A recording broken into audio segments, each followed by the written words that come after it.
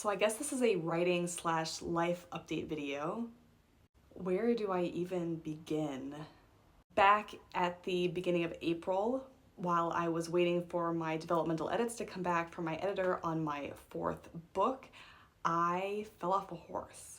And I fell really hard. I landed on my head. The horse was in full gallop. It was one of those freak moments. The horse just spooked from something, and the best options I had were to either get thrown into the wall. Sorry, it's a little bit difficult to talk about. Not necessarily in a traumatic way, although it was incredibly scary, but just in a I got a severe concussion way, and my memory from some of the incident is gone, but basically I do remember that the horse spooked, went into a full gallop, and was either going to run right into a wall, run into another horse and rider, or I could basically kind of let myself fall off the horse, which is what I did because I couldn't get the horse to stop. So I fell off the horse. Unfortunately, the speed that the horse was going, not only did I end up hitting that wall, but I did also land on my head. Thankfully, everybody else was unharmed. The horse is also fine. I suffered some minor head injuries, and I tore some of the tendons in my fingers, and technically I'm still not back to writing per my doctor. I'm going to be trying out some dictation programs to see if that works, but I think I'll probably be taking most of the summer off from writing. The crazy thing is that literally the day after I fell from the horse, my editor gets back to me with the edits and wanted them back within a month. And that was a big challenge for me to decide, can I pull that off? Is that something I want to pull off? My doctors were basically like, you shouldn't do it. But I was maybe a little bit silly and a little bit stupid and overly confident. I'll probably make another video on that, on what it's like to edit a manuscript when you have a concussion, because that in itself was a roller coaster, but I did get them finished. They are turned in, and thankfully now the book is still on track to come out when it's supposed to come out this autumn. Very exciting about that. The book is called The Man in Room 7. It is my second psychological thriller, and this one has kind of a paranormal aspect to it that I don't really have in my other books. I'm quite excited about this book, but I'm also very nervous. I always tell people that, like, once I finish a book and turn it into my editor, I kind of forget everything. I don't really remember what the book is about. I usually have to like reread the synopsis to remind myself a little bit, because the whole process of writing a book for me is just kind of so overwhelming that when I go back and think about it, I've blocked so much of it from my memory. But this book in particular, I think because of the concussion and the incident with the horse and doing the edits so quickly, I really feel kind of brain fog on the entire book and story. I know it's good, I guess, because my editor and my copy editor both said that they were very shocked by it. They were surprised by the ending. They didn't see it coming, which is always a good thing when you are writing thrillers. But of course, super nervous because I feel like my brain just wasn't really there when I was editing the book. So it's going to be interesting to see how that turns out. My other super exciting book-related news, which will probably get its own video as well because I think there's a lot to talk about with it, is that I am finally getting my first US paperback release on my 3rd novel, Sweet Little Lies. I should actually say my first North American paperback release because it will also be coming out in Canada. But yes, November 5th in the US and Canada, my 3rd novel, Sweet Little Lies, will be out in paperback. You can pre-order it now. You can go to your independent local bookstore and ask them to order it for you. I'm hoping it's going to be in stores across the United States and Canada. I don't have all of that information yet. I just know that they are printing a lot of copies. So that's very exciting. And honestly, it's all thanks to those of you who have purchased the ebook and the audiobook. The sales on the ebook were just so good that my US publisher was like, okay, we'll take a chance on this one and we'll put it in stores. So thank you so much to everybody who purchased and read a copy of the ebook or the audiobook. This is a really big deal for me.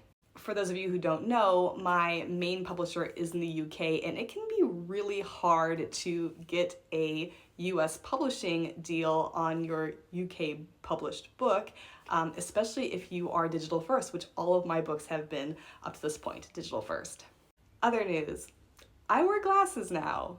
Age, getting up there. What can I say? I started noticing that I was getting headaches and I was having trouble driving at night, specifically with my left eye, and the local eye stores here had a week deal where you could go in and get a free eye checkup, and I just was like, okay, well, I'll just do that. And they were like, yeah, how can you see out of your left eye? Like, what do you see? Your right eye is working so hard to compensate for your left eye. They're just like, here, you need glasses. So here we are, my first real frames, and they're actually from the men's section because I wanted something big and nerdy, and that was the best that they had. And the current big discussion in my brain right now is book 5. I know that I want to go a different route with this book. I want it to be more of a horror, potentially a horror/thriller, but definitely more on the horror end of things. Horror is actually the genre I always wanted to write in. I kind of fell into thrillers accidentally, which is another story entirely, but horror is kind of my pride and joy. It is the genre I read the most, or I read for pleasure the most, and it is the genre that has spoken to me since I was a child, and I want my next book to be more of a horror. And so at the moment I have 6 working ideas. I've actually started all 6 of the ideas in different formats, either outlining, free writing, starting the first chapters, and at this moment I think I have narrowed it down to 2 different possibilities for my next book. And the funny thing about those 2 options that I'm looking at closely right now is that one of them is actually the option that helped land me an agent. For those of you who are familiar with ThrillerFest in New York City every year, that is how I found my agent, and I attended the Consult Fest, and the first 5 pages of this novel were sent into Consult Fest to get a critique from various agents, and all of the agents that critiqued it were really interested in the story, and I ended up signing with one of them. Now the book is up to 15,000 words. The outline is, I would say, about 2/3 complete. And I actually just reread it yesterday because in my head I was thinking that I wrote something, but I don't think it was really that great. On my reread, I have to say, way better than I remember it being. And so I feel like that is going to be the contender. I'm going to try and write the next chapter or 2 and see where it goes before I make my final decision, but I think this is going to be the book. And depending on things with my current publisher, this might be the first book I write that actually goes out on normal submission. No pressure. Oh, and speaking of ThrillerFest, I am about 85% positive that I will be at ThrillerFest next year, 2025. Still trying to work out the financial situation of that, but as long as health and finances allow, I am going to ThrillerFest next year. So if you are going to be there, look for me. And hopefully this time at least one of my books will be available in stores. Other life and writing updates. Oh, I got a kitten at the end of last year. If you follow me on TikTok, you have already seen him. His name is Dagger, and like my other cat, Watson, he is a ginger cat, and he is totally crazy, but so lovable, and he is definitely making this period of brain fog much more fun. I just have to figure out how to get Watson to stop stealing his food. And just for fun, here are some of the books that are currently sitting on my TBR. I haven't really started any of them yet because there are 4 more on the list, and those are the ones I'm currently working through. But these are the next ones on my list.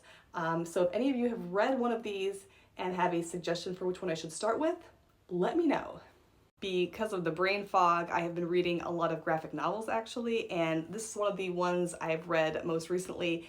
a really good one if you are a Star Trek fan, if you are a Strange New Worlds fan, if you are a graphic novel fan. This is a fun one. It honestly feels like it should have been an episode of the series. It's that good.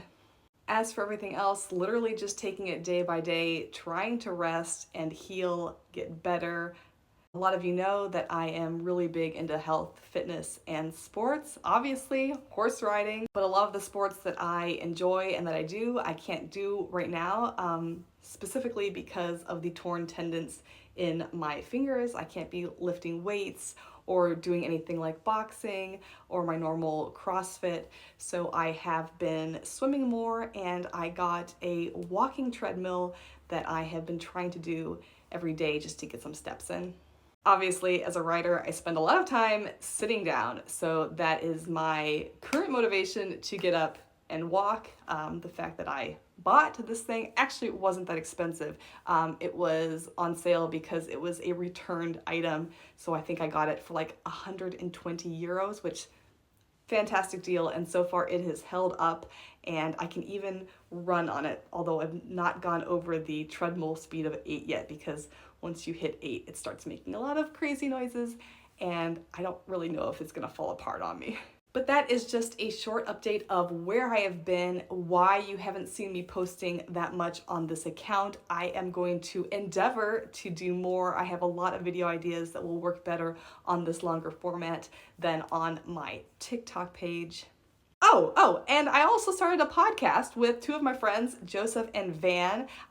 It's called Another Frackin' Podcast. I will link it down below, but it is definitely your new resource for nerdy topics in science fiction, fantasy, and fandom. We are going to be talking about TV series, movies, comic books, graphic novels, cosplay, maybe even some nerdy literature. So keep a lookout for that if that is something that you are interested in, and we would love to have you subscribe to us.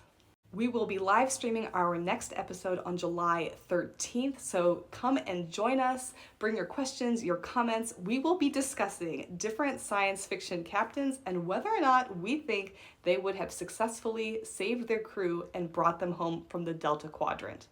For example, do we think that Han Solo would have been as good as Captain Janeway in bringing his crew home?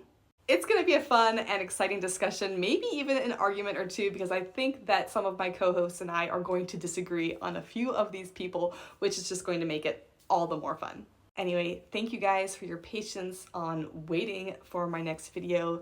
As always, if you have any questions about writing, publishing, or anything nerdy in general that you'd like to see me discuss, feel free to leave me a comment or send me a message, and I will make a video as soon as I can.